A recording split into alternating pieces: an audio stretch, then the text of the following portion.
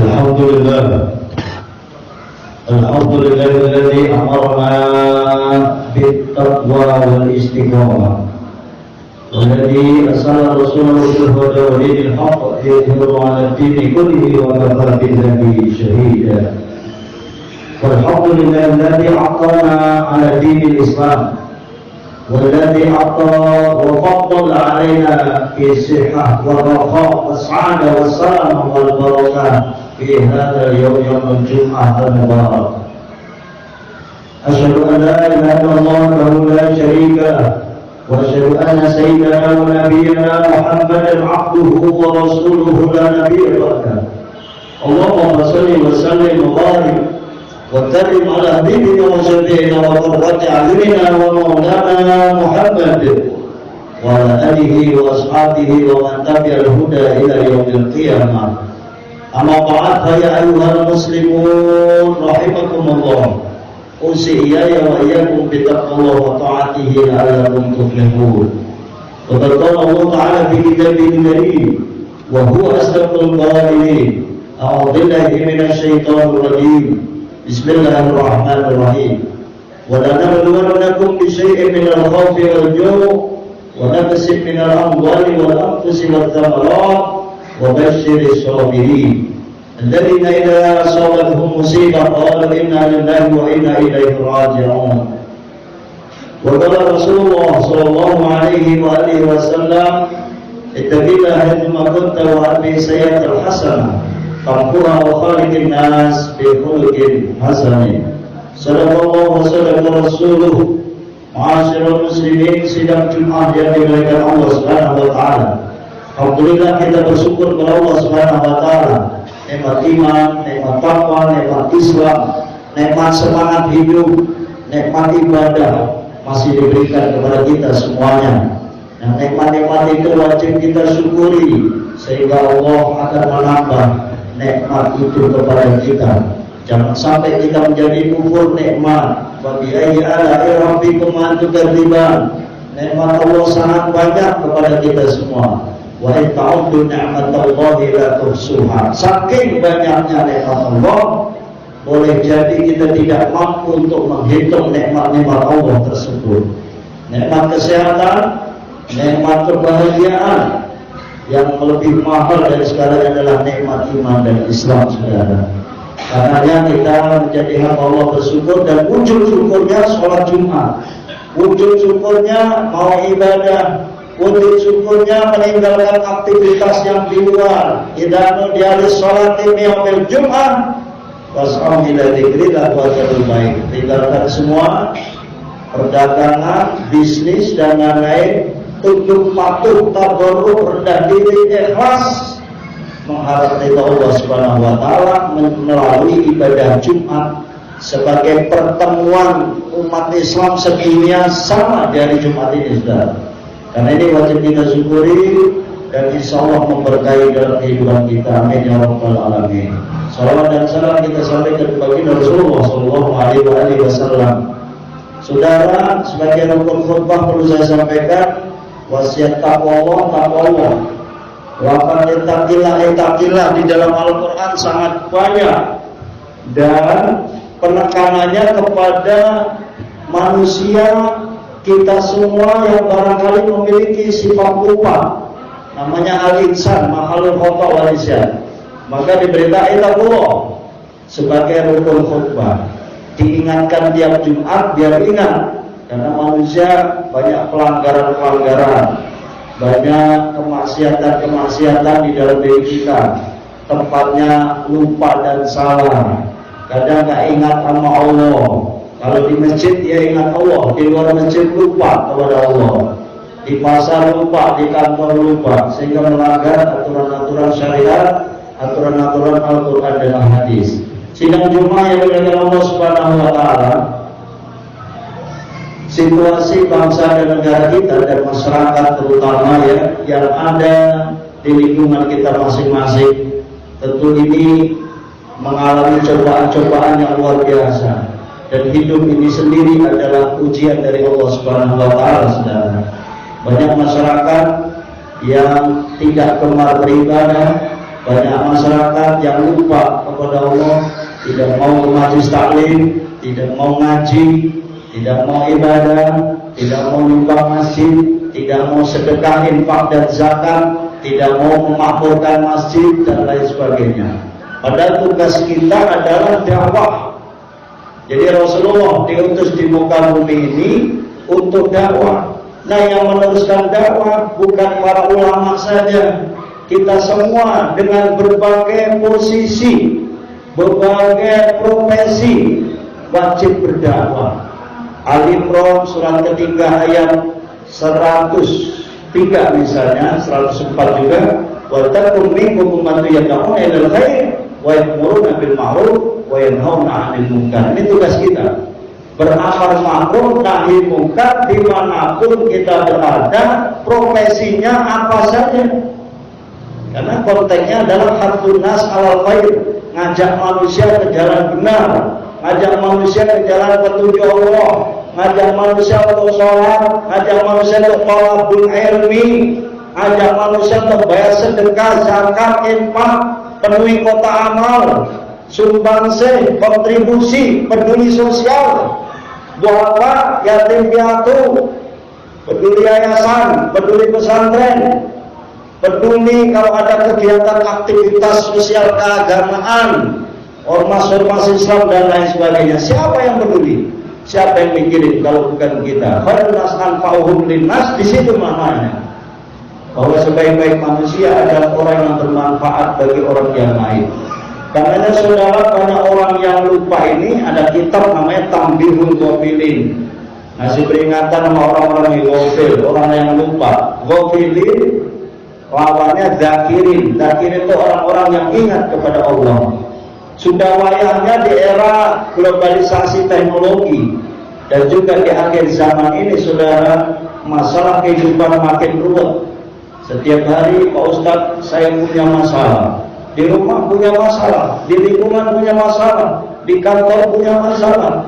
Nah, kalau kita menghadapi problem-problem kemasyarakatan, problem karir, problem kenegaraan dan lain sebagainya, maka fafiru ilallah. Banyak ujian-ujian yang Allah akan berikan. Justru kalau Allah, karena Allah sayang kepada hambanya, Allah sayang kepada orang beriman, maka diuji. Idza ahabba 'abdan fabtalahu. Kalau Allah sudah mencintai hambanya, emang diuji. Kanjeng Nabi Ibrahim kurang apa? Diuji, subhanallah. Dia dakwah ditentang, sampai dibakar hidup-hidup. Disuruh tinggal tawakal aja kepada Allah, itu Nabi Ibrahim. Tapi Allah punya pertolongan luar biasa. Ya naruni bardan wa salaman ala Ibrahim. Ini tantangan dai, tantangan ustaz, tantangan mubalik luar biasa. Tetap aja istiqomah di dalam dakwah, jangan mundur. Kalau di bidang dakwah, di bidang kebaikan, kalau kita di jalan kebenaran, gak usah takut. Itu istiqomah namanya. Alladzina qalu rabbuna Allahu tsumma istaqamu tatanazzalu 'alaihimul malaikah alla takhafu, enggak usah takut. Itu kalau kita sudah beristiqomah. Tapi kalau kita masih mencela-mencel, masih gak jelas urusannya, belum menetapkan diri kita, tawakal kita masih kecil, imannya juga masih dangkal dan lain sebagainya, ngaji terus.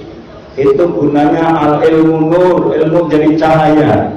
Dengan tanpa ilmu, kembangkan majelis taklim, Riyadul Jannah, kita kembangkan seluas-luasnya itu dalam rangka untuk menambah keimanan dan ketakwaan kita. Jadi kalau ada masjid mengadakan pengajian, syiar, peringatan hari besar, saudara, makmurkan, sumbangkan, kontribusikan. Yang punya akal, ilmu, kasih ilmu. Yang punya tenaga, sumbang tenaga. Yang punya uang, harta, agnia, sumbang keuangan dan lain sebagainya. Nah, ini kekuatan potensi besar umat Islam kalau bersatu. Innamal mu'minuna ikhwah waqtasimu bihablil jami'ah. Di situ nilainya, supaya kita bersatu padu untuk membangun bangsa, negara kesatuan Republik Indonesia yang harus kita jaga, saudara. Kaum muslimin sidang Jumat rahimakumullah. Dalam kesempatan ini khotib yang saya sampaikan kepada Allah tadi, bahwa ujian kita itu luar biasa. Keimanan kita sehari-hari juga masih diuji oleh Allah. Nabi-nabi Allah juga diuji, apalagi kita. Jadi kalau sekarang kita keluh kesah, nangis, mengeluhlah kepada Allah. Tapi kalau level-level kanjeng Nabi, para aulia illah malu kalau mengeluh kepada Allah. Malu artinya levelnya, derajatnya sudah tinggi, bukan di level makom syariat lagi, sudah. Nah, kita yang masih di level syariat, belum naik hakikat dan ma'rifat itu, kerjaannya masih gitu. Dalam memanai ud'u rabbakum, berdoalah kalian kepada Tuhanmu. Wa idza sa'alaka ibadi, kalau minta ibadi hambaku, anni fa inni qarib, bahwa Allah itu dekat. Nah, bagaimana memaknai Allah dekat? Setiap problem yang kita miliki, Allah hadir. Hadirkan Allah, bahwa Allah menjadi solusi. Allah bisa mengasih solusi kepada kita. Dengan catatan kalau umat Islam nggak usah mengeluh dulu.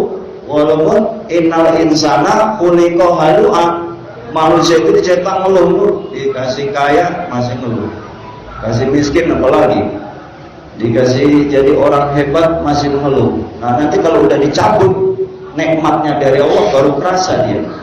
Itu namanya kehilangan. Nah, kehilangan dikasih ujian-ujian yang tadi dikira oleh Nabi bisa minal khawf, kadang dia takut, wajib, kadang dia lapar, ekonomi susah, ATM-nya kosong, investasi nggak ada, kontrakan nggak ada yang ngisi, villa-villa kosong. Memang diuji sama Allah ya. Tenang aja kalau orang beriman. Bagaimana nanti Pak Ustaz menghadapinya? Minat samarat wa naqsim minal amwal wa samarat. Kurang duit, kurang harta, kurang buah-buahan. Wa basyiris sabirin. Kasih berita kabar bagi orang-orang yang bersabar. Siapa dia? Alladzina idza asabatuhum musibah, kalau dia diuji kayak gitu tenang dia, malah makin dekat kepada Allah. Qul inna lillahi wa inna ilaihi raji'un, dan menyerahkan dirinya kepada Allah Subhanahu wa taala. Maka sikap umat Islam paling tepat ketika menghadapi ujian yang luar biasa ini, saudara, kejahatan, kemalingan, kerusakan. Hampir setiap hari kita melihatin kenakalan dan juga kemaksiatan. Itu belum, masya Allah, kerugian-kerugian harta dan sebagainya. Naudzubillah, mohon maaf, termasuk kebakaran, saudara. Apa sikap umat Islam? Yang pertama tentu adalah sabar, dan yang kedua adalah ingat Allah, dan yang ketiga ridho atas keputusan Allah alias husnuzon. Saya singkat, SIL, S-nya adalah sabar, E-nya ingat Allah, R-nya ridho atas keputusan Allah. Saudara, kenapa kita harus sabar? Sabar menghadapi bencana, sabar menghadapi kesulitan hidup, sabar emang lagi diambil sama Allah, sabar emang lagi dikasih sakit sama Allah.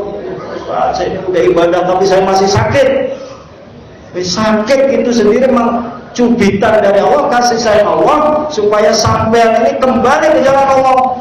Tambah ibadah, tadinya tahajud, lupa tahajudnya, dijewer dulu nih, maka kembali dia tahajud. Tadi enggak bangun malam dia mulai. Tadinya enggak qiraatul Quran, jadi qiraatul Quran, baca Quran. Udah lupa dia sama Al-Quran, enggak mencintai Al-Quran. Tidak zikrullah, enggak bangun malam untuk zikir yang panjang. Udah lupa apa puasa sunnah. Nah, ini.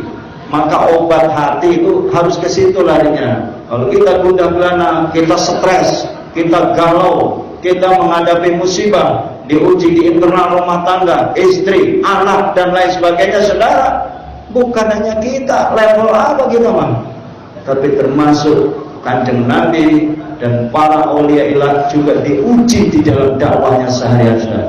Tinggal godaannya adalah bagaimana tetap kita istiqomah, as-sabar ala taqwa, tetap bertakwa kepada Allah Subhanahu wa taala dengan cara yang sabar, kemudian zikrullahnya diperkuat. Ala bidzikrillah tatma'innul qulub, karena dengan zikir kepada Allah itu hati kita akan tenang. Kemudian itu, saudara, jangan suuzon sama Allah. Kalau kita udah suuzon sama Allah, repot urusan. Maka hamba yang baik adalah selalu husnuzon. Allah punya maksud ini, pasti ada hikmahnya di balik semua ini.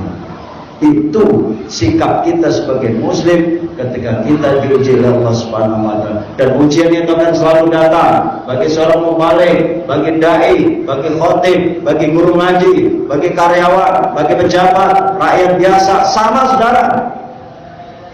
Tugas kita sama, meneruskan perjuangan Islam dan kaum muslimin ini, meneruskan perjuangan Rasulullah. Tetaplah teguh pendirian kita, insya Allah dijamin Allah khaufun alaihim wala hum yahzanun.